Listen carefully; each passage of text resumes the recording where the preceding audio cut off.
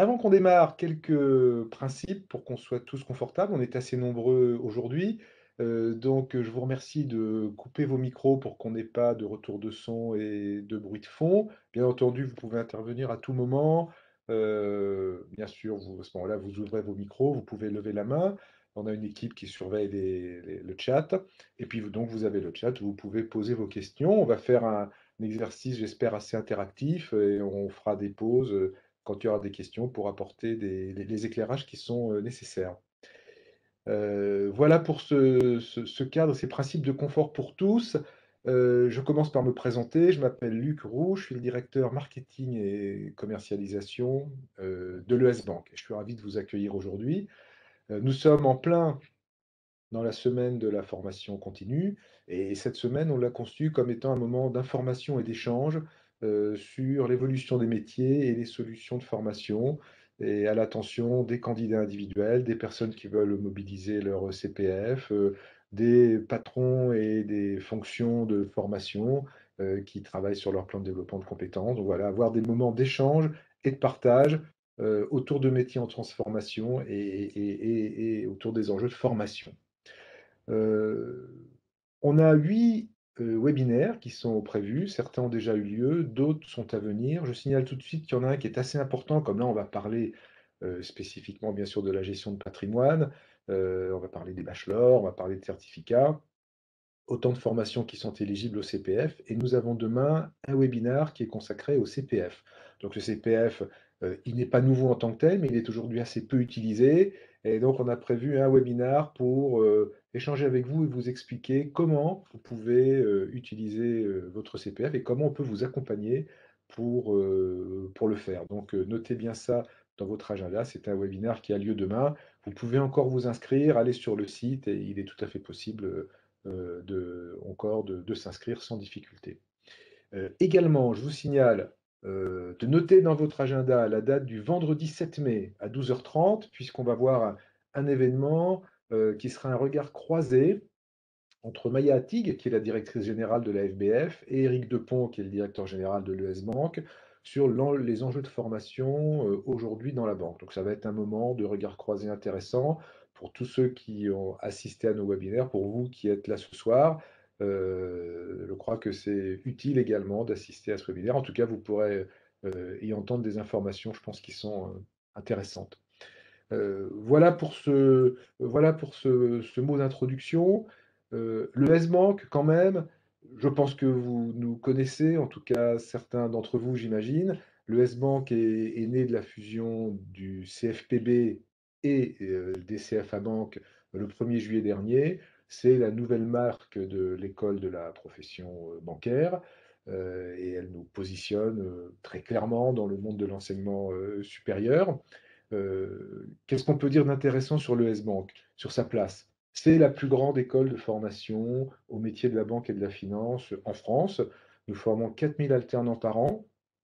Il y a 11 000 alternants à peu près qui rentrent dans la banque, qui sont en contrat de travail dans la banque tous les ans. Donc nous en formons 4000. Vous voyez que nous avons une place importante.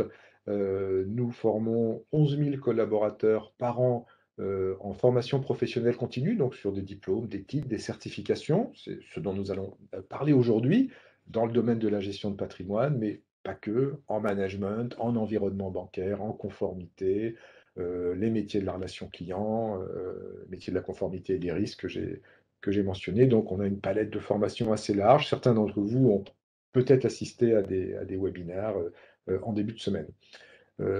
On est présent partout en France, on a 10 délégations régionales, 60 lieux de cours, on est présent dans 25 pays, bien sûr, en outre-mer, bien entendu, et tous nos cycles sont, lorsque les effectifs sont suffisants, bien sûr, on ouvre nos cycles partout. Le but, c'est d'être présent partout où il y a un bassin d'emploi, où il y a un besoin et où la formation a une importance pour que les métiers soient exercés et que les établissements, les entreprises puissent développer leur business partout où elles sont.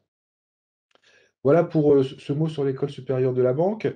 On va rentrer dans le vif du sujet et dans ce que nous allons traiter aujourd'hui, dans l'heure que nous avons.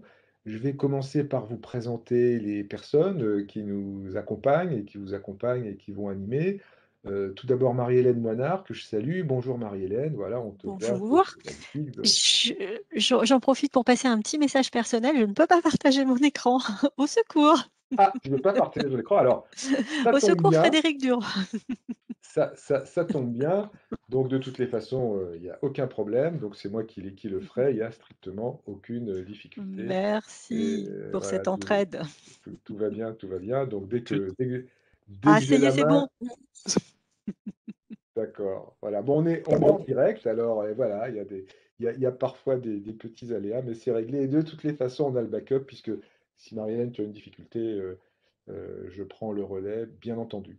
Donc Marie-Hélène est responsable du pôle pédagogie à la direction des diplômes et donc Marie-Hélène, à ce titre, pilote, la pédagogie, des dispositifs qu'on va vous présenter aujourd'hui et nous accompagne également, Anne Brouard qui est avec nous. Bonjour Anne. Est-ce qu'on va voir Oui, Anne à bonjour. l'écran? Et bonjour Je ne Anne, sais pas comment si ça vous va? m'entendez. Voilà, bonjour, je Ouais, vais bien, parfait, merci. parfait, parfait. Et donc Anne, qui est ingénieure patrimoniale, conceptrice, intervenante à l'ES Bank et également responsable éditoriale du blog Gestion de patrimoine, dont on va parler bien sûr tout à l'heure. Tout à Et, fait. voilà. Donc, je pense que j'ai tout dit. Je ne vais pas déflorer le sujet plus que ça. Je vais passer tout de suite la parole à Marie-Hélène pour qu'on puisse aborder le sujet des métiers de l'accompagnement patrimonial et des solutions de formation. Vous pouvez intervenir, on surveille le chat et faisons ça de manière interactive. Merci. Merci. Marie-Hélène, je te passe la parole. Merci beaucoup, Luc, pour ce panorama complet de ce qu'est le S-Bank, de ce qu'il représente aujourd'hui. Alors, la thématique aujourd'hui, c'est développer son expertise patrimoniale. Alors, pour démarrer, nous avons demandé à Anne quelles étaient les principales évolutions du métier. Oui. Donc, Anne. Alors, effectivement, je vais vous part de ce que je vois, de mon expérience déjà passée, puisque moi personnellement j'étais donc conseiller en gestion de fortune dans des banques privées, hein, jusqu'ici, différentes banques privées depuis un peu plus de 10 ans, et je suis à mon compte en tant qu'ingénieur patrimonial depuis 2 ans, et intervenante pour le S-Bank depuis plus de 10 ans aussi. Donc j'ai vu évoluer ce métier sur le terrain, on va dire, à titre professionnel, et également par rapport à la formation. Et ce que l'on constate déjà, quelques chiffres. Le marché, de la gestion de patrimoine dans son ensemble est en forte croissance et depuis de nombreuses années. Mais ce potentiel est toujours là, ce potentiel se poursuit. Alors on a parlé, hein, la crise du Covid faisant, de l'épargne financière des ménages qui, à fin 2020, bat des records, hein, 5 000 milliards d'euros. Mais, cet encours était déjà de 3 800 milliards début 2012. Il n'est pas passé de 3 800 à 5 000 sur l'année 2020. Ça veut dire que ça fait, plusieurs années que l'épargne financière des ménages ne cesse de croître. Donc, qui dit épargne financière des ménages dit besoin effectivement de gestion et de conseils en gestion de patrimoine. Et de ce fait, c'est un métier essentiel de la banque. La banque est un acteur principal de la gestion de patrimoine. Alors, les postes de conseillers patrimoniaux représentent à peu près un petit peu moins de 7%, 6,9 des embauches en contrat à durée indéterminée en 2009 dans les banques et 5,7% des effectifs. Donc, c'est quand même un poste important, un poids important dans les banques aujourd'hui, poids qui continue à croître. Et 59% de ces embauches requièrent un niveau minimum bac+5. Alors ça, c'est important. Ça veut dire qu'on accède à ces postes de conseillers patrimoniaux à partir d'un niveau d'études spécifique. Et donc ça, c'est très important parce qu'on a donc un besoin de formation minimum pour pouvoir acquérir ce poste et avoir les compétences nécessaires. Alors, un métier aussi qui attire de plus en plus d'acteurs. Alors, il faut savoir bien sûr que la banque n'est pas le seul intervenant sur ce métier, bien qu'elle reste le principal. Interviennent aussi des compagnies d'assurance, des cabinets indépendants qui sont croissants aussi, hein, en conseil et en gestion de patrimoine, des family office qu'on peut ranger parmi les cabinets indépendants, mais qui vont travailler soit pour une seule famille, soit pour quelques familles. Et puis des courtiers, courtiers en crédit, courtiers en assurance, courtiers en immobilier aussi, hein. On va en parler un tout petit peu plus loin avec les agents immobiliers qui ont besoin en fait aussi de compétences en gestion de patrimoine. Et depuis quelques années, on constate l'arrivée des experts comptables, des notaires, on pourrait rajouter aussi des avocats qui s'intéressent à ce métier de la gestion de patrimoine, tout simplement parce que la gestion de patrimoine, c'est un domaine qui est à la croisée de, comme on va le voir tout à l'heure, de beaucoup d'autres. Et donc, forcément, en tant que conseiller patrimonial, on est amené à travailler avec des experts comptables, des notaires, des avocats, des agents immobiliers. Eux-mêmes sont amenés à travailler avec nous et donc se forment aussi à ce métier. Un client patrimonial incontournable, alors ça fait de nombreuses années et c'est toujours le cas et ça le sera encore pour longtemps, c'est le chef d'entreprise. Tout simplement parce que, qui dit gestion de patrimoine dit, création au départ de patrimoine et l'un des moyens de constituer un patrimoine aujourd'hui, conséquent qui demande donc de la gestion, à réaliser, ça reste l'entrepreneuriat. Donc notre chef d'entreprise a besoin de conseils, de la création, jusqu'à la cession, après la cession de son entreprise et son patrimoine est forcément plus complexe, à gérer puisqu'il a une partie professionnelle, spécifique. Cette, clientèle de chefs d'entreprise a beaucoup changé depuis quelques années et ça va se poursuivre. C'est-à-dire que ces chefs d'entreprise sont de plus en plus jeunes à concrétiser une partie de leur patrimoine ou tout leur patrimoine. Donc ils vont vendre, par exemple, leur capital des fonds et donc constituer un patrimoine privé à cette occasion-là. Et puis, quelques années plus tard, vendre l'ensemble de leur entreprise pour repartir vers un nouveau projet, mais en concrétisant du patrimoine. Donc là, l'intervention du conseiller en gestion de patrimoine est importante. Et donc, auprès d'une nouvelle clientèle qui finalement se rassemble plutôt autour des entrepreneurs des secteurs technologiques et des secteurs Internet, puisque c'est des secteurs en grand développement sur lesquels les valeurs d'entreprise vont très vite aujourd'hui et qui sont vendues assez rapidement par les entrepreneurs. Alors Anne, Voilà pour les dans évolutions que l'on ce constate. contexte, comment Oui, évolue le conseiller patrimonial? Quel est le contexte dans lequel il évolue? alors ce contexte, quelque part, est lié, à celui du patrimoine en fait, hein, de sa clientèle et comme on vient de voir pour le chef d'entreprise, mais ce n'est pas que le cas du chef d'entreprise, finalement, pour l'ensemble de la clientèle, le patrimoine se complexifie. Changement de situation patrimoniale, bien entendu, hein, de plus en plus. Changement donc de situation familiale, remariage, famille recomposée. Ce n'est plus aujourd'hui des cas rares, ce ne sont plus des cas rares, c'est même plutôt une généralité. Et donc ça veut dire qu'il faut savoir donner les bons conseils dans ces moments-là et même après pour la gestion de ces situations. Les carrières professionnelles aussi deviennent très évolutives. Il n'est pas rare de rencontrer, un client, salarié qui décide tout d'un coup d'arrêter le salariat et de créer sa propre entreprise. Donc là, le besoin en conseil de gestion de patrimoine est très important, puisque poser par exemple des questions de protection du patrimoine personnel, mais aussi du financement, de l'entreprise. Donc, là aussi, il faut que le conseiller en gestion de patrimoine puisse répondre à ce type de problématique. Et puis l'autre élément, c'est l'espérance de vie qui s'allonge, et donc se pose la question du financement de retraite. Je crois que la retraite va devenir un sujet, de plus en plus important. Alors c'est vrai que les nouveaux outils comme le PER depuis 2 ans, ont mis un accent particulier dans ce thème, mais c'était déjà le cas et ça le restera, pour longtemps puisqu'on a une difficulté de financement de la retraite sur le système, général que nous avons aujourd'hui.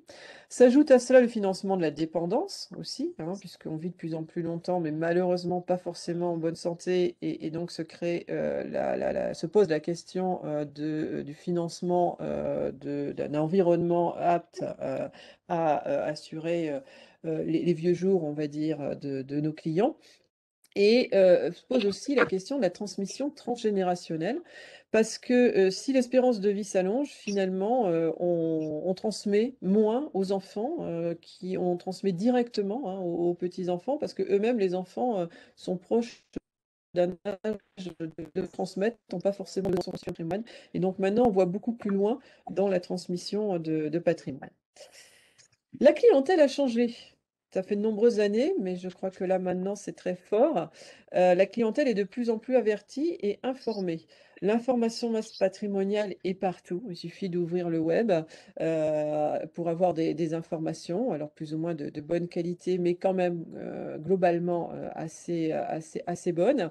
Et nos clients lisent. Nos clients lisent beaucoup, entendent parler de certaines choses, ne vont pas forcément au fond des sujets, mais savent que ça existe, ça trotte ça reste dans un endroit de leur tête, on va dire, et voilà, ils vont nous poser la question à un moment donné. Donc, il faut aussi suivre cette actualité nous-mêmes pour pas être surpris par ces questions et surtout pouvoir y répondre. Et donc, ça passe effectivement par l'utilisation d'Internet qui rend la clientèle de plus en plus informée. Et la clientèle s'intéresse de plus en plus à gestion patrimoniale. Alors, j'étais conseiller en banque et qu'on découvre son portefeuille client, très souvent, hein, lorsqu'on on fait le bilan patrimonial, mais on se rend compte que de plus en plus fréquemment, les clients ont des outils dans leur patrimoine assez complexes de gestion de patrimoine. Alors, on cite ici une SCI, par exemple, et c'est assez courant, mais aussi la SARL de famille, les clients nous en parlent directement sans savoir vraiment ce que ça revêt, mais ils savent que ça peut être intéressant patrimonialement parlant ou ils en ont une. Le statut loueur en meublé professionnel a fait beaucoup parler de lui. Le mandat de protection future sont des choses que nos clients peuvent avoir mis en place ou s'interrogent pour le mettre en place. Donc on sent un intérêt de plus en plus fort. Et puis, la clientèle est à la recherche d'une expérience client facilitée, une communication plus fluide, plus rapide, effectivement, l'utilisation des outils internet et pas uniquement, du téléphone, des rendez-vous physiques, des courriers. Les clients veulent aller vite. Ils veulent l'information rapidement, construire rapidement une solution pour leur patrimoine, mais que tout l'aspect administratif aille vite et d'autant plus avec, la période que nous connaissons les moyens en fait de communication client dématérialisés deviennent vraiment indispensables. Et puis les clients aussi s'habituent à ce type de communication. Et une exigence réglementaire qui s'intensifie, j'allais dire comme dans tous les métiers, mais particulièrement en gestion de patrimoine. Pourquoi? Parce que c'est un métier sensible forcément à tout ce qui peut être lutte contre le blanchiment, hein, par exemple, financement du terrorisme que nous citons ici, mais également les règlements à respecter, les réglementations à respecter en tant qu'indépendant ou en tant que banque, comme MIF 2 ou BAL 3. Donc il faut savoir, lorsque l'on est devant un client et que l'on initie une opération avec le client, dans quel cadre réglementaire on se situe, est-ce qu'on le fait correctement et est-ce qu'on a bien tout demandé à son client? C'est donc important pour éviter justement d'avoir des difficultés après, que ça devienne aussi un problème commercial avec le client. Donc il y a une façon de le présenter et donc pour ça, il faut avoir une bonne information et formation sur ces exigences réglementaires. Alors, nous avons vu que le contexte évolue, nous avons vu que les usages clients ont évolué aussi. Dans ce contexte, quelles sont les nouvelles compétences que doit avoir notre conseiller patrimonial ou notre expert pour pouvoir exercer? Bah, c'est en réponse finalement, hein, c'est en réponse à ces nouveaux contextes. Alors, ce qui est sûr, c'est que le conseiller en gestion de patrimoine a toujours été un généraliste et un expert en même temps. Je dirais, c'est toute la difficulté du métier, c'est-à-dire, on le voit bien, hein, nos clients nous demandent d'être au courant de tout, de leur répondre un petit peu sur tout, de manière la plus précise possible. Et donc, c'est très utile d'avoir à la fois les 2 casquettes, de couvrir tous les aspects du patrimoine. Donc, on cite ici les aspects fiscaux, mais juridiques, par exemple, le droit de la famille, c'est très important, ce n'est pas dévolu qu'aux notaires, on est de plus en plus amené à donner des conseils à ce niveau-là. Les aspects financiers, les aspects économiques, ça va avec, ce client de plus en plus informé. Et oui, il entend parler, de taux d'inflation qui peut remonter, par exemple, en ce moment et s'inquiète: «Qu'est-ce qui peut couvrir, mon patrimoine de l'inflation?» Ce n'est qu'un exemple. L'immobilier, alors là, l'immobilier, sur l'information en presse ou Internet, on en a énormément. Où est-ce qu'il vaut mieux acheter? Qu'est-ce qu'il vaut mieux acheter? Faut-il de l'immobilier dans son patrimoine et jusqu'où? Voilà, ça, ce sont des questions que le client se pose. Et donc, le conseiller patrimonial doit avoir une très bonne formation à ce niveau-là et réglementaire, comme on l'a dit. Donc, ces nouvelles compétences, c'est de pouvoir jongler entre cet aspect généraliste et expertise. Ensuite, de même manière, c'est un aspect théorique à un aspect pratique. L'aspect théorique, c'est connaître toutes les grandes règles juridiques, fiscales, et les avoir parfaitement en tête, et également suivre leur actualité, parce que ça va très très vite, ça change très vite. Et ce que l'on a appris lorsqu'on a préparé le CESB-GP, par exemple, eh bien, l'année suivante a déjà changé, et il faut se tenir au courant. Je vous invite d'ailleurs pour cela à suivre le blog Gestion de patrimoine, parce qu'il est fait pour ça aussi, pour vous tenir au courant de l'actualité patrimoniale au fur et à mesure qu'elle arrive. Mais c'est bien de connaître tous ces aspects théoriques, mais il faut aussi savoir les mettre en pratique. Et il y a souvent un fossé entre les deux, hein. On peut parler, par exemple, de la SCI, on peut parler de la location meublée de manière théorique et très précise, mais savoir conseiller son client en pratique, c'est beaucoup plus compliqué que ça peut paraître. Et il ne faut pas non plus construire des choses trop compliquées pour le client. Donc, il faut savoir rester logique et simple avec son client. Donc, c'est toute la difficulté de cette compétence. Ensuite, un expert à la pointe d'une actualité en perpétuel mouvement, c'est ce qu'on vient de dire, c'est-à-dire que les modifications fiscales vont très très vite. Alors, il y en a à chaque loi de finances. Il y a les décrets d'application qu'on attend toujours après les lois de finances, mais il y a aussi le BOFIP, pardon, le bulletin officiel des finances publiques, qui nous donne des applications et des cas concrets d'application. Les évolutions civiles sont de plus en plus fréquentes, plus en plus nombreuses. On a l'impression que le droit de la famille, c'est ce qui bouge le moins vite. Le code Napoléon a bien changé. Et 2001, 2006, 2019, ce ne sont que des exemples, et ça va se multiplier, à mon avis, par rapport à ces changements civils. Les évolutions financières, il y a de nouveaux outils qui arrivent sur le marché depuis de nombreuses années, mais qui aujourd'hui font beaucoup parler d'eux et sont de plus en plus utilisés. Alors bien sûr, les cryptoactifs, par exemple, et donc il faut pouvoir expliquer ce qu'est un cryptoactif à un client, ce qui n'est pas forcément évident. L'environnement économique, ensuite, est de plus en plus marqué par des crises fortes. On vient d'en vivre une et on est encore en train de la vivre. Et nos clients le ressentent totalement et ont besoin de comprendre et savoir, hein, c'est ce qu'on disait tout à l'heure, quelle est l'évolution du contexte. Ben, c'est qu'aujourd'hui, les clients ne regardent pas passer les crises, ils ont envie d'agir. Par exemple, l'année dernière, beaucoup de clients ont investi en bourse. Ont-ils bien fait ou pas? Ils n'ont pas forcément l'expérience, mais ils se sont dit, c'est une opportunité, je ne veux pas passer à côté. Donc, quel est le rôle du conseiller en gestion de patrimoine et l'accompagnement par rapport à ça? Donc, on a un client qui est de plus en plus acteur dans l'environnement économique. Ensuite, le client, comme on l'a vu, aime bien et souhaite une communication facilitée. Ça veut dire que nous, en tant que conseillers, on doit devenir un communicant multicanal. C'est-à-dire savoir finalement passer d'un rendez-vous téléphonique à un rendez-vous physique, à un rendez-vous en visio, à un partage de documents, à un envoi par mail avec signature. Et tout ça, il faut non seulement savoir bien le manier, bien entendu, mais aussi, et ça c'est très important, savoir s'adapter aux clients, parce que certains clients sont tout à fait adeptes de la technologie, d'autres ne le sont pas du tout, et il faut les amener en fait, donc là c'est une compétence pédagogique qu'il faut avoir, à les utiliser, parce que ça va être effectivement de plus en plus nécessaire. Donc il faut avoir aussi ces compétences-là. Ensuite, avoir un savoir-faire, mais aussi un savoir-être auprès du client. Je pense que la capacité d'écoute, la dimension psychologique, elle a bien sûr toujours été dans nos métiers de conseil en gestion de patrimoine. Au-delà de ce que nous dit le client, de ce qu'il souhaite, de ses objectifs, il faut arriver à déceler quels sont les effets de levier, on va dire, psychologiques, les points, les besoins, les points forts, pour éviter justement de le mettre dans une situation d'insécurité, dans une situation où de toute façon, pardon, excusez-moi, j'ai un téléphone, dans une situation qui ne serait pas acceptable pour lui. Et donc ça, c'est de plus en plus important, parce que les clients sont, inquiets, hein. On le voit avec la crise aujourd'hui. Je pense que vous devez, si vous êtes, déjà sur le terrain, dans le métier, ressentir cela. Des clients qui se demandent qu'est-ce qu'ils doivent faire?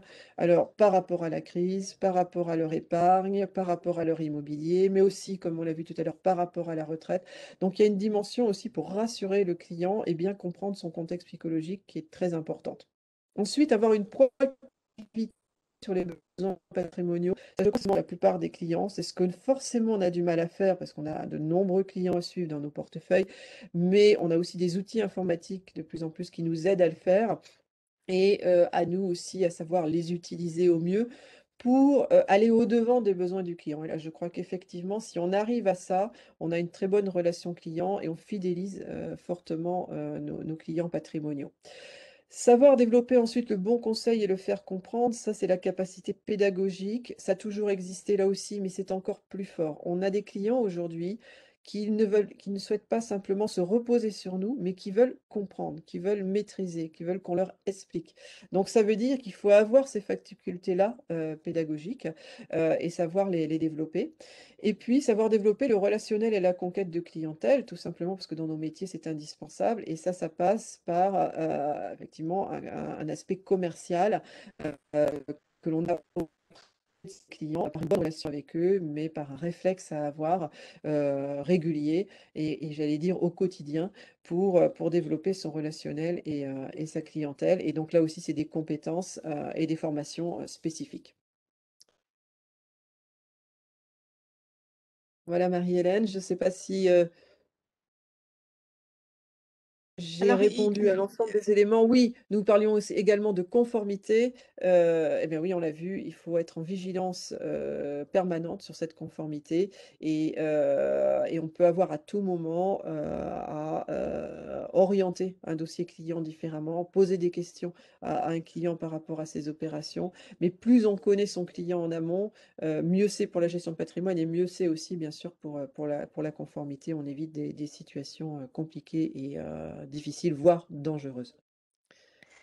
merci Anne pour ce panorama complet de Je t'en prie. l'environnement, de l'évolution du contexte et des nouvelles compétences que réclament ces différents métiers. Alors, je vous propose que maintenant nous passions justement en réponse, en écho à toutes ces évolutions possibles, à ce que pouvons vous proposer pour, un, légitimer vos actions, ce que vous faites au quotidien avec vos clients, et deux, vous permettre de vous adapter dans le cadre d'une filière métier. Alors, première chose dont nous a parlé Anne, c'était l'indispensable relation client que nous avons au quotidien pour pouvoir mieux comprendre ce qu'est cette relation, comment fonctionne le client, comment s'adapter, comment devenir un acteur qui permet de faire de la qualité et de la satisfaction client, nous vous proposons déjà un premier jalon qui est un certificat dimension relation client. Ce certificat est 5 jours. Il comprend beaucoup de digital. On verra après comment il est constitué, mais sans rien dévoiler, à l'intérieur, vous retrouvez notamment des serious games. Second jalon, pour pouvoir progresser dans cette filière qui prend en charge un client qui est d'abord bonne gamme et puis patrimonial et puis de fortune, le bachelor conseiller de patrimonial agence.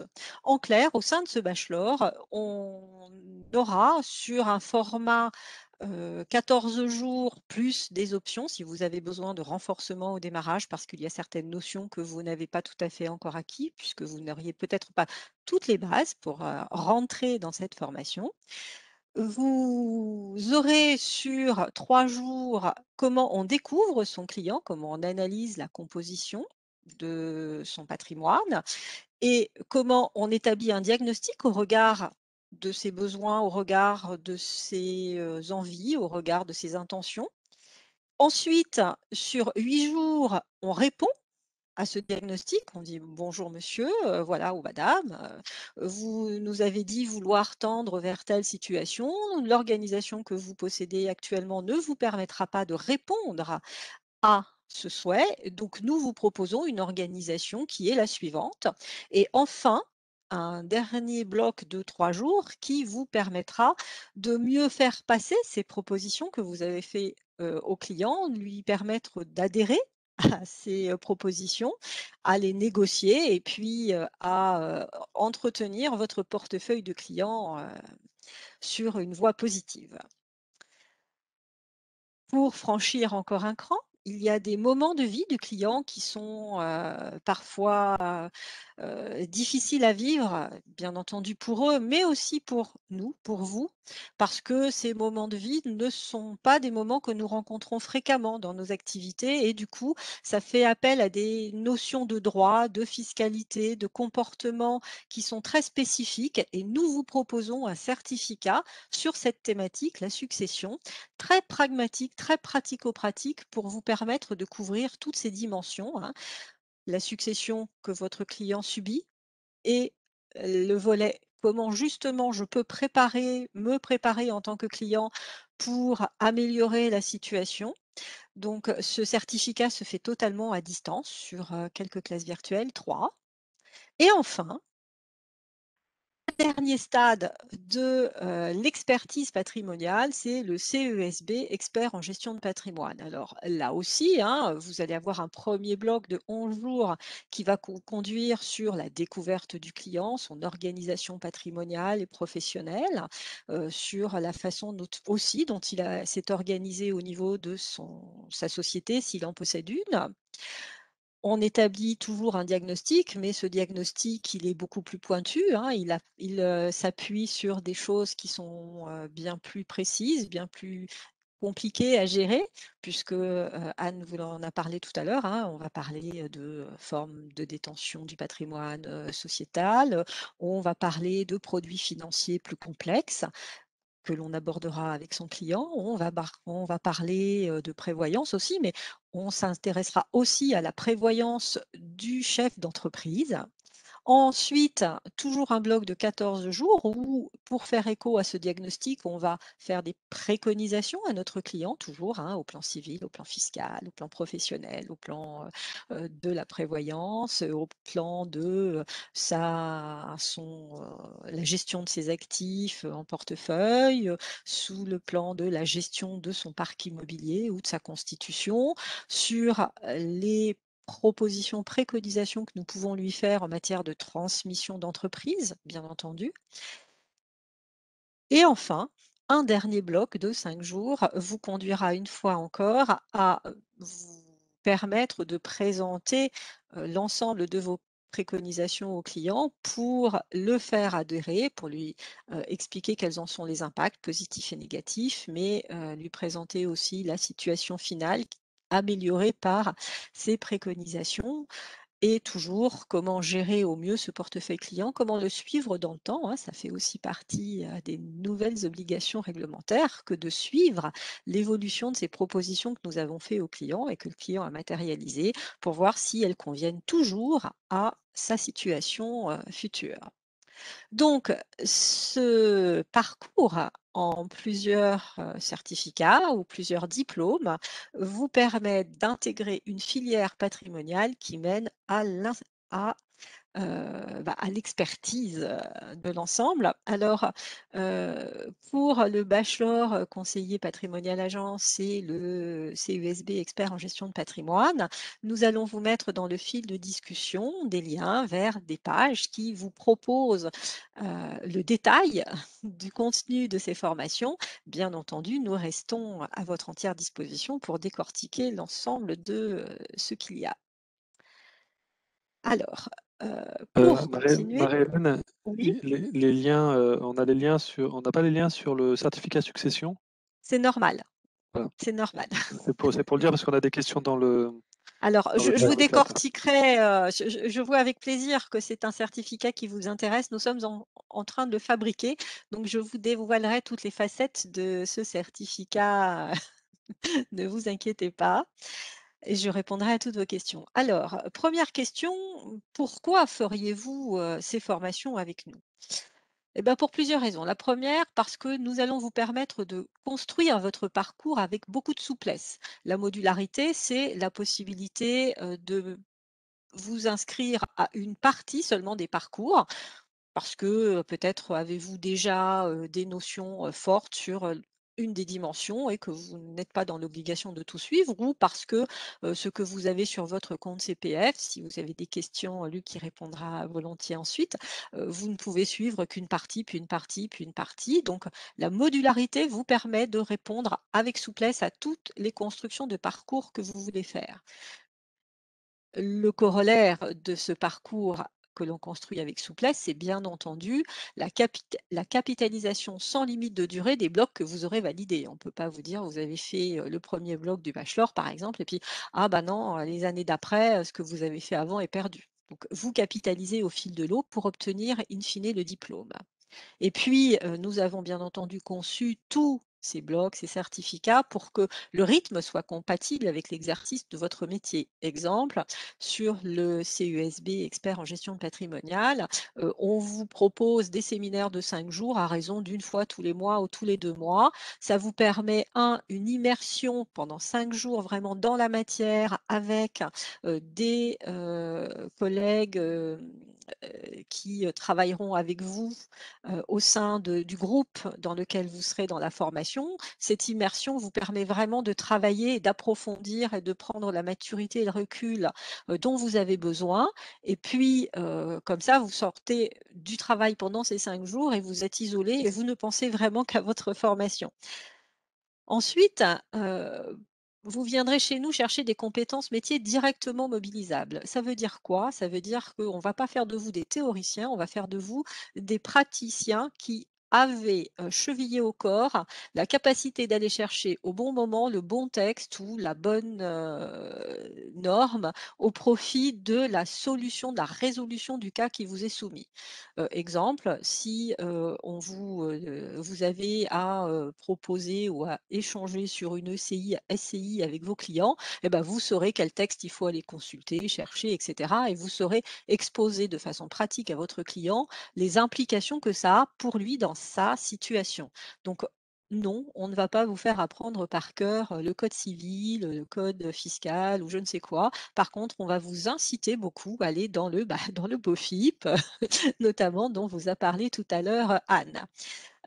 Pour être certain qu'on fait de vous des praticiens en capacité d'aller chercher la théorie au bon endroit, d'être capable de comprendre ce qu'il y a à l'intérieur, de faire le tri entre ce que le client a lu, vu et en a pensé, parce que parfois les clients ne vont pas chercher la bonne information ou n'en tirent pas le bon enseignement. Donc vous serez capable de remettre les choses dans leur contexte et de réexpliquer aux clients.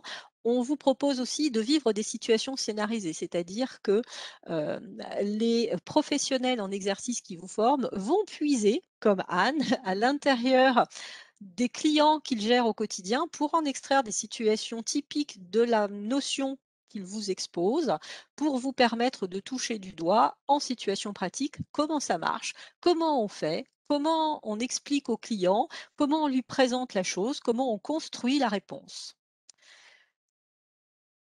Ensuite, vous vivrez une expérience innovante. Nous avons des classes à distance dans lesquelles on a du serious game. Nous avons des activités immersives puisque nous construisons tous nos fils rouges, tous nos cas clients à partir de situations réelles. On vous proposera des learning expeditions. On vous proposera beaucoup comme ça d'innovation à l'intérieur de vos parcours pour que ce soit un petit peu plus actif pour vous, par exemple dans le CESB aussi, gestion de patrimoine. Vous aurez à réaliser des cas intercession, c'est-à-dire entre 2 séminaires. On vous propose un cas client qu'on va vous demander de travailler ensemble et chaque groupe va poster la résolution de la problématique qui a été proposée et puis nous, on vous élit la présentation qui nous paraît la plus conforme qu'on a bien entendu amendé au cas où il se serait glissé une petite coquille à l'intérieur. Donc on vous fait vivre des choses comme ça très vivantes. Et puis on vous propose bien entendu un accompagnement dédié. Ça veut dire quoi? Ça veut dire qu'au-delà des séminaires que vous allez vivre, on vous propose des temps d'échange, on vous propose de préparer les journées, on vous propose des dispositifs d'ancrage où on vous fait faire des wikis ou en live session, dans des webinars, on vous propose des interactions questions-réponses, on propose du coaching. Voilà. Donc, on met tout en œuvre pour que vous ayez au sein des journées de formation ou des sessions de formation, l'intégralité des outils, des enseignements dont vous avez besoin pour progresser, mais on s'assure aussi entre ces sessions de formation que tout est bien acquis et que vous progressez bien sur le bon chemin. Alors, quels sont nos plus? D'abord, une grande communauté d'alumni pour le CESB expert en gestion de patrimoine, mais aussi pour tous nos autres diplômes, une grande communauté, puisqu'on va vous faire vivre l'interbancarité. Vous allez rencontrer différentes personnes, différents collaborateurs de différentes banques, avec qui vous allez pouvoir échanger, vous enrichir, échanger vos pratiques, vos bonnes pratiques, et puis ensuite, toujours échanger après les formations. Nos formations sont enregistrées au RNCP ou sont enregistrées au répertoire spécifique, ce qui veut dire qu'elles sont refinançables et éligibles au CPF. On vous en parlait tout à l'heure, le blog Gestion de patrimoine est un blog de l'ES Bank mené de main de maître par Anne qui publie régulièrement des articles et qui va chercher aussi la publication d'articles de ses confrères. C'est très riche, c'est très actuel, toujours très tendance. Donc nous vous invitons à aller consulter ce blog Gestion de patrimoine puisque vous devez vous tenir informé de l'évolution du contexte dans lequel vous êtes. Donc ce blog vous y aidera. Alors, puisque vous n'êtes pas obligé de croire tout ce que je vous dis, nous sommes allés rechercher des témoignages de personnes qui, comme vous, de collaborateurs, ont été suivre ces formations. Alors, je ne vais pas toutes les lire, mais vous voyez de vous-même, si vous en lisez quelques-unes, que ces témoignages sont toujours très les gens ont beaucoup apprécié justement cette immersion, cette interactivité, cette interbancarité, tous les cas concrets que nous vous avons transmis, toute l'expertise, toute la passion que mettent l'intégralité de nos formateurs pour vous transmettre leur matière. Alors, ils nous ont dit que c'était bien. Du coup, nous vous disons, venez vous former à l'École supérieure de la banque et vivre comme eux une aventure formidable. Voilà. Merci. Merci à tous. Je vous propose maintenant que nous passions sur les échanges, les questions-réponses. Peut-être en 2 mots, juste avant, hein, on va finir. La formation professionnelle, c'est un atout majeur pour le secteur bancaire et donc Luc Roux vous en a parlé au démarrage. On vous invite vivement vendredi 7 mai à 12h30 en présence de Maya Attig, la directrice générale de l'AFB. Tout le monde sait que l'AFB, c'est l'Association française de banque, hein, et d'Éric Depont, notre directeur général, de venir vivre en direct ce que sont ces atouts majeurs, ces enjeux majeurs pour le secteur bancaire. Vous aurez encore plus d'informations que celles que nous pouvons vous délivrer. Et pour nous contacter, voilà, je vais laisser ce mail, cette image à l'écran pour que vous ayez toutes les informations pour pouvoir échanger avec nous. Et voilà, maintenant, je laisse Luc et Frédéric Merci. peut-être nous dire quelles sont les questions qui ont été posées. Merci Marie-Hélène, merci Anne pour cette intervention qui était très complète.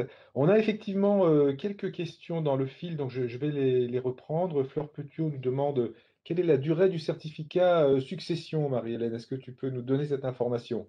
Alors bien sûr, le certificat succession va se dérouler en 3 classes virtuelles d'1h30 avec entre la première et la deuxième et la troisième, des travaux à hauteur d'environ 1h30 pour, répondre justement à une problématique qui vous sera posée, que vous exposerez dans la dernière classe virtuelle et qui fera l'objet d'une notation. Cette construction se fait à plusieurs. Donc ces 3 classes virtuelles vont être jalonnées sur à peu près une durée d'1 mois pour vous permettre de vous approprier toute la matière, de faire les recherches suffisantes pour trouver les solutions, vous enrichir, etc. Alors c'est très intéressant, on peut faire un temps d'arrêt là-dessus parce qu'en réalité, c'est un format pédagogique qui est très innovant.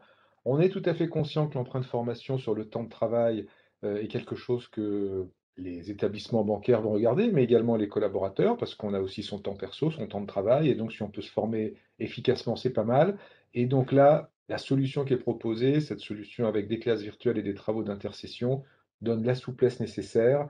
On n'est pas obligé, on n'est plus obligé en 2021, en fonction des sujets, de se retrouver tous, tout le temps, durablement en classe. et en salle de cours et en présence physique. Donc, un format pédagogique très intéressant pour ce certificat. Oui, merci beaucoup, Marie-Hélène. Alors, autre question. Là, c'est Narzette qui nous pose la question. Le certificat Dimension Relation Client peut-il faire l'objet d'une adaptation en intra? La réponse est oui. Toutes les solutions de formation que nous proposons peuvent faire l'objet d'une étude pour être intégrées dans un parcours interne ou pour être contextualisées. Donc ça, il faut nous contacter.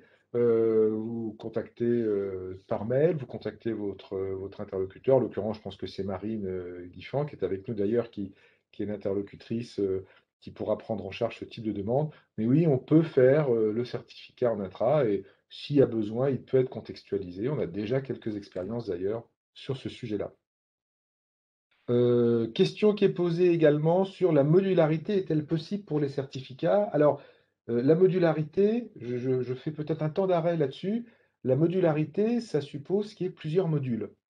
Et donc, en général, un certificat est un module à lui tout seul. Par exemple, le certificat Dimension Relation Client est un tout pédagogique et donc il n'est pas modulaire en tant que tel. Un diplôme, par contre, lui, il est constitué de blocs de compétences et c'est là que joue la modularité parce que le bachelor CPA, par exemple, eh bien, on peut très bien choisir de faire le bloc 1 et puis à un autre moment le bloc 2 et à un autre moment le bloc 3. Marie-Hélène a très bien expliqué que tout ça a été capitalisable et un bloc acquis est acquis à vie.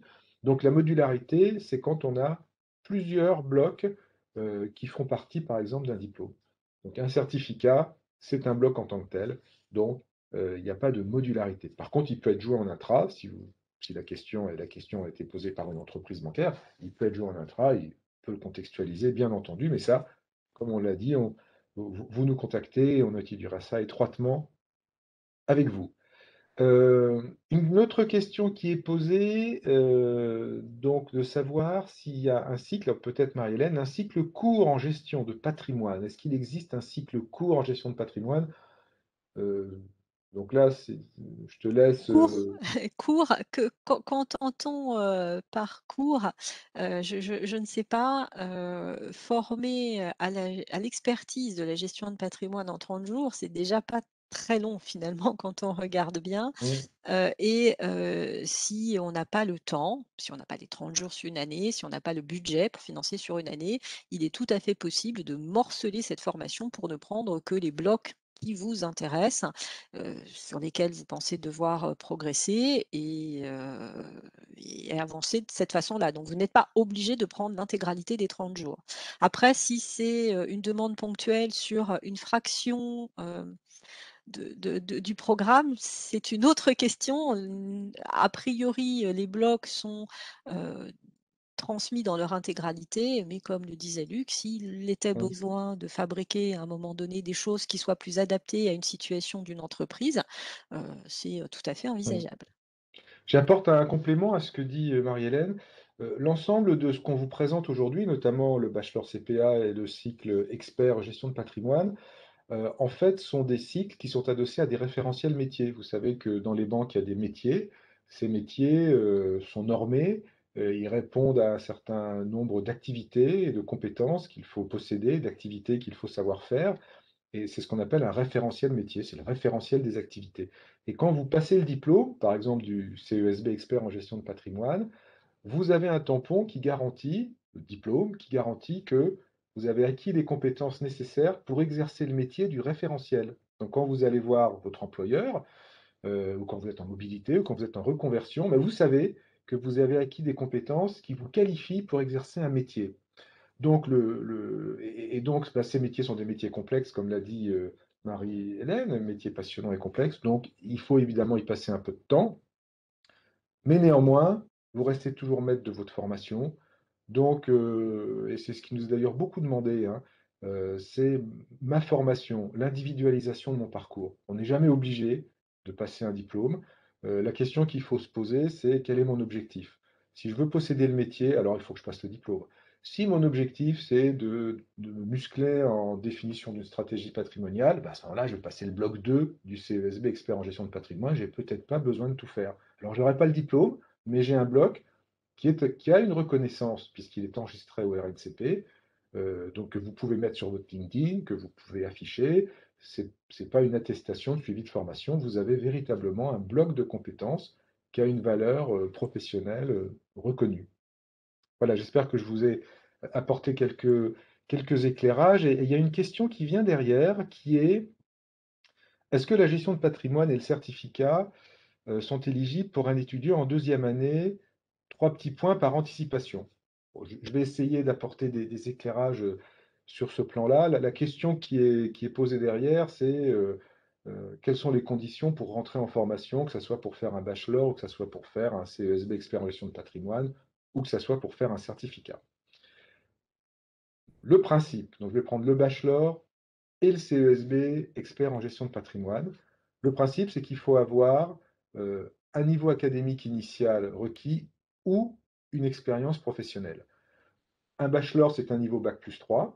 Donc pour rentrer en formation, il faut soit avoir déjà un bac+2, soit avoir une expérience professionnelle prouvée. Pour rentrer en CESB expert en gestion de patrimoine, c'est un c'est un niveau 7 RNCP, donc c'est l'équivalent d'un bac+5. Et donc là, il faut avoir à minima le bac+3 ou bac+4 qui va bien, ou l'expérience professionnelle. Donc c'est très ouvert en fait pour rentrer, parce que l'expérience professionnelle, en général, quand on veut faire ce type de diplôme, souvent on l'a. Donc pour ceux d'entre vous qui sont intéressés, qui ont le niveau académique, il n'y a pas de sujet. Vous allez sur le site, vous déposez votre dossier, il y a une commission d'admission, et donc les choses se passent comme ça se passe dans toutes les écoles. Si vous n'avez pas le niveau académique de formation initiale requis, par exemple, j'ai pas de bac+2 parce que il n'y a pas de bac+2, mais je veux faire le bachelor et j'ai une grande expérience professionnelle. Bon, eh bien dans ce cas-là, vous constituez un dossier avec des éléments, ça s'appelle un dossier de validation des acquis professionnels. Vous remplissez le dossier tel qu'il est demandé, vous apportez des éléments de preuve, et si votre expérience professionnelle compense le niveau de formation initiale que vous n'avez pas acquis, eh bien, vous êtes tout à fait habilité, et la commission d'admission regarde votre dossier, et vous pouvez rentrer. Donc, n'hésitez pas à regarder ce sujet au fond, ce qui est important, c'est votre projet, et si votre projet, c'est de rentrer dans le patrimonial, les voies sont larges, et la commission d'admission regarde ça avec beaucoup d'attention, beaucoup de bienveillance. Mais il faut que ça soit un vrai projet professionnel, bien entendu. Pour les certificats, je les ai laissés pour le dernier. Là, il n'y a pas de conditions, parce qu'on est dans ce qu'on appelle des fondamentaux, des socles de compétences à maîtriser. Donc, par exemple, le certificat dimension relation client n'est pas nécessaire d'avoir un niveau ou une expérience professionnelle. C'est l'acquisition de soft skills, c'est la capacité à être en empathie avec son client, c'est sa capacité à l'écouter, c'est sa capacité à comprendre qu'un client veut de l'instantanéité, qu'il veut de la qualité de service, qu'il va être exigeant, et donc comprendre comment ça fonctionne et le mettre en œuvre. Donc, vous voyez, il n'y a pas là aucun niveau prérequis pour les certificats. Voilà, donc j'espère que là aussi, je vous ai apporté un certain nombre d'éclairages. Je poursuis sur les questions. Alors, on a l'histoire de la VAP, la question qui met la VAP est ce que tu viens de décrire, Luc, la capacité d'intégrer un parcours Oui, avec la dossier. VAP, c'est je veux faire un bachelor qui est bac+3, mais j'ai pas de bac+2. Donc en théorie, je peux pas, si je me projette en école, mais je peux pas accepter la candidature, sauf si ce dossier dit de VAP, donc les éléments que vous allez fournir montrent que votre expérience professionnelle compense, vous a permis d'acquérir le niveau qui va bien pour suivre de manière fluide et avoir des chances de réussir un niveau bac+3. Donc, c'est votre expérience professionnelle qui va compter. Alors, on nous demande aussi si le décalage de la promotion du CESB de cette année va engendrer un décalage pour la promotion 2022. Absolument pas. Nous avons une seconde rentrée le 31 mai qui prendra fin en fin d'année, début d'année 2022 et nous rentrerons la promotion 2022 comme toujours, fin janvier 2022. Ok. Donc, question sur la VAP, question sur la VAE également, hein, posée par Narzette. Est-ce que les formations sont ouvertes à la VAE? Sur la VAE, la règle est simple. À partir du moment où un titre est enregistré au RNCP, la VAE est une obligation réglementaire. Donc oui, vous pouvez très bien décider de passer en VAE le bachelor ou le CESB expert en gestion de patrimoine. Le fait que ça soit réglementaire, ça ne veut pas dire que c'est facile à faire, ça veut dire qu'il faut, je rappelle que la VAE, c'est que sur la base d'un travail que vous devez faire, avec un accompagnement, donc il y a du temps, il y a aussi un coût derrière tout ça. Vous présentez un dossier et vous passez un examen, on va dire, je fais simple, qui fait que l'école considère que finalement, tous vos acquis d'expérience, le dossier que vous avez remis, les éléments de preuve, font que finalement, vous pouvez, sur la base de l'épreuve que vous allez passer, parce qu'il y a une épreuve, hein, bien sûr, vous permet d'avoir le diplôme. Donc la VAE, oui, elle est possible. Ça nécessite d'être bien regardé, bien discuté avec, avec l'un de nos conseillers pour être sûr que c'est quelque chose qui correspond bien à votre projet, que ça a du sens dans votre parcours. Mais la réponse est oui. Alors, nous avions également une autre question qui tient à la formation à distance. C'est vrai que la condition, le contexte sanitaire nous a imposé un basculement massif au Ouais. tout distanciel. Si la situation redevient normale, il y a des cycles qui sont en mix présentiel-distanciel, des bachelors notamment. Et puis, il y a des cycles qui sont totalement en distanciel, comme le certificat succession. Donc, chaque cycle a ses spécificités et lorsqu'il y a, des séminaires en présentiel, bien entendu, on va vous demander d'être en présentiel. Voilà. Alors après, si on D'accord. est en intra, la question peut être, différente, mais D'accord. combien ça coûte? Comment se fait la certification? La certification du certificat dimension relation client, si je suis bien la suite.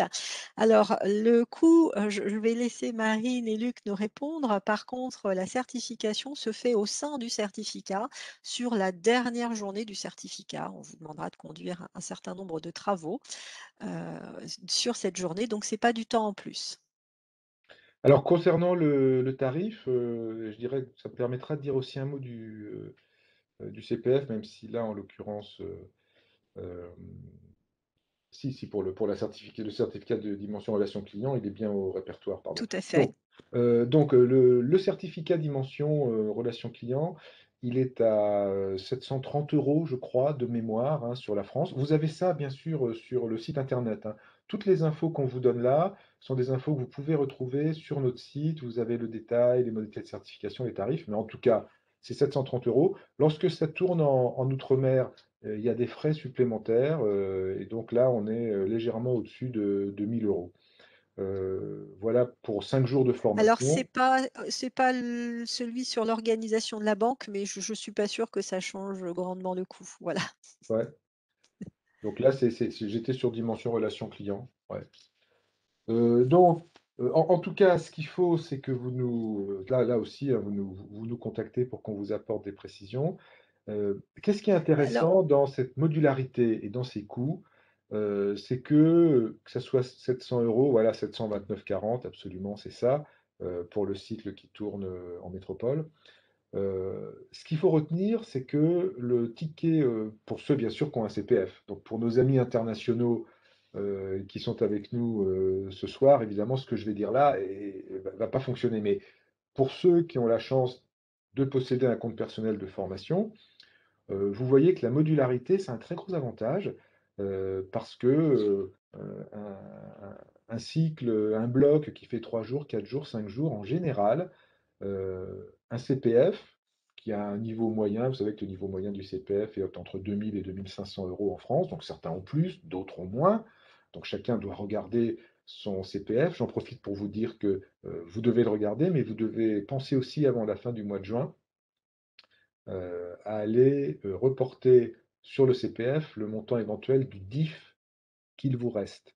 Donc ça, votre employeur peut vous le fournir parce que le droit individuel à la formation, qui a disparu et le CPF l'a remplacé, peut réembarquer les heures de DIF et peut les monétiser. Donc ça vous augmente votre montant de CPF. Donc si je faisais une petite parenthèse conseil, n'hésitez pas à compléter le montant de votre CPF avec votre DIF. Je reviens sur mon sujet. Euh, des formations à 800 €, un bloc de formation, vous verrez, pour les sujets qui vous intéressent, un bloc de compétences qui est à 1000, 1500, 2000 €. En règle générale, il peut être assez couvert par le CPF. Donc n'oubliez pas, quand vous regardez ce sujet, de toujours vous dire, est-ce que j'ai un CPF? Est-ce que mon CPF peut me permettre de financer mon projet professionnel? Et donc demain, on a un webinaire qui est consacré au CPF. Si ça vous intéresse, vous pouvez encore vous inscrire. Et le CPF est très peu utilisé hein, aujourd'hui, en tout cas pas assez. C'est un vrai levier pour se former, c'est un vrai levier pour l'employabilité.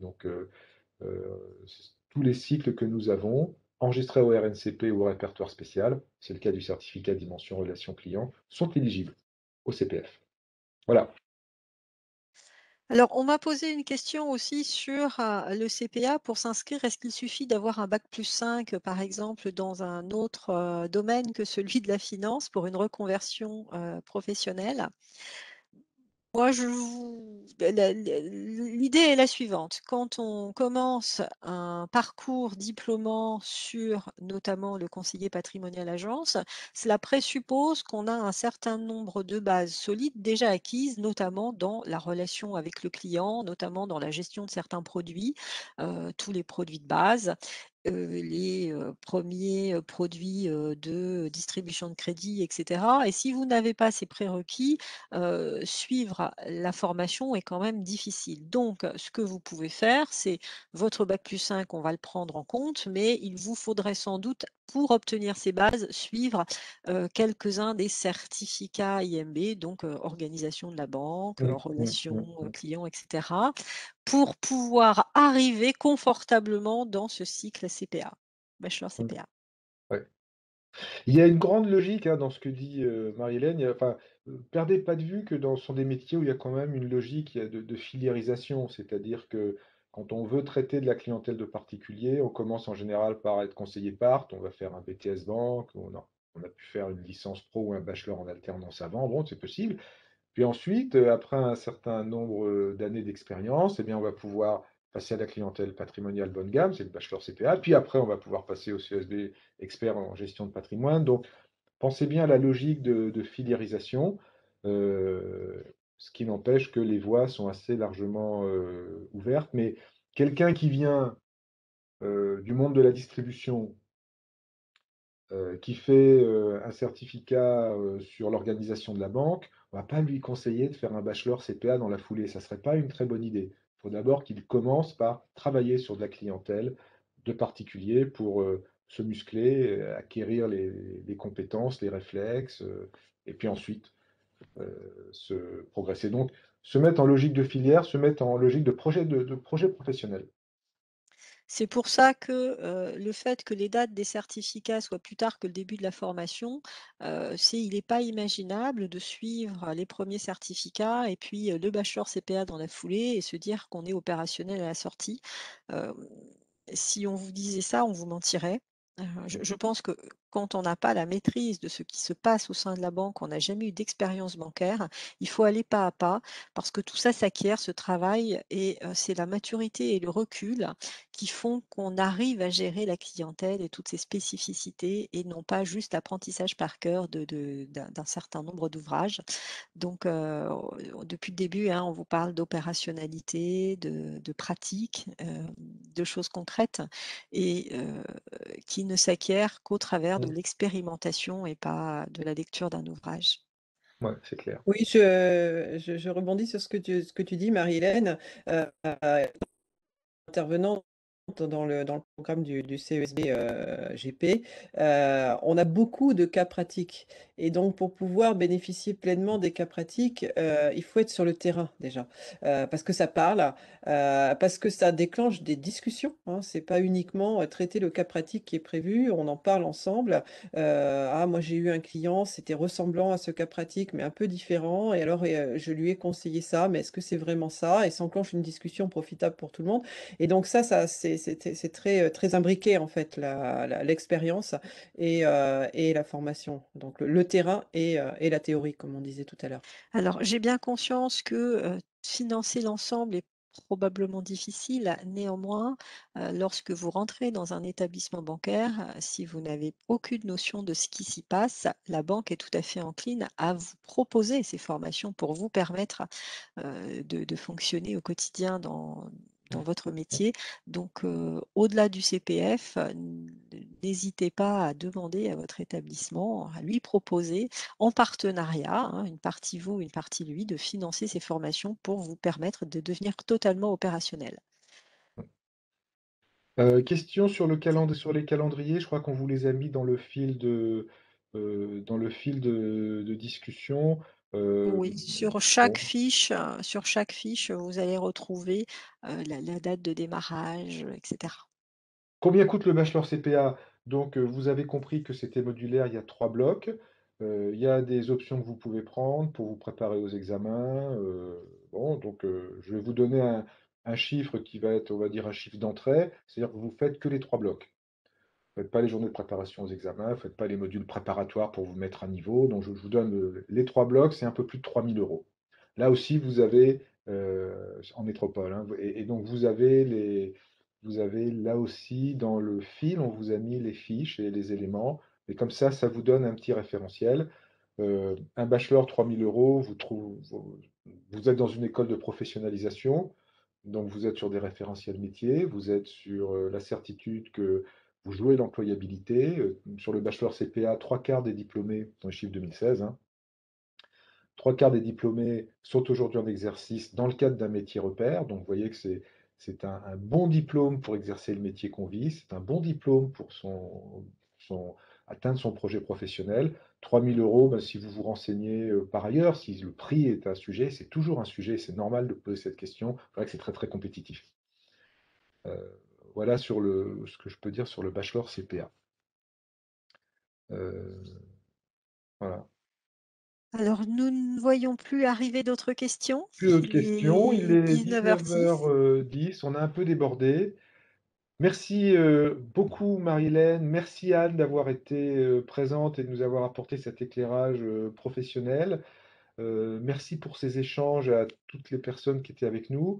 Vous avez les contacts là qui figurent, donc que ce soit en région, dans les délégations, les contacts locaux, ou que ce soit en Île-de-France, on est à votre disposition pour discuter avec vous si vous êtes un candidat individuel du projet professionnel et vous accompagner dans vos réflexions. Et puis bien sûr pour les métiers, les professionnels de la formation que j'ai repérés et que je remercie et qui étaient avec nous aujourd'hui aussi. Là, on est à vos dispositions également pour travailler sur des sujets de projets de formation, bien entendu, quand vous le souhaitez, à votre disposition également. Voilà. Demain, CPF, inscrivez-vous si vous voulez et si vous pouvez, c'est important. 7 mai, 12h30, Maya Tig, Éric Depont, la formation, un enjeu dans la profession bancaire. Et puis, je vous dis à très bientôt. Je serai demain au séminaire CPF, webinaire CPF. Donc peut-être que certains d'entre vous y seront aussi. On se retrouvera là. Voilà. Je vous souhaite une excellente soirée. Merci à tous pour Et l'intérêt que vous avez porté à tout ce que nous vous avons dit et à l'ES Bank. merci. Merci, bonne À soirée à très tous. bientôt, Bye j'espère. bye. Au revoir. Bye. Au revoir.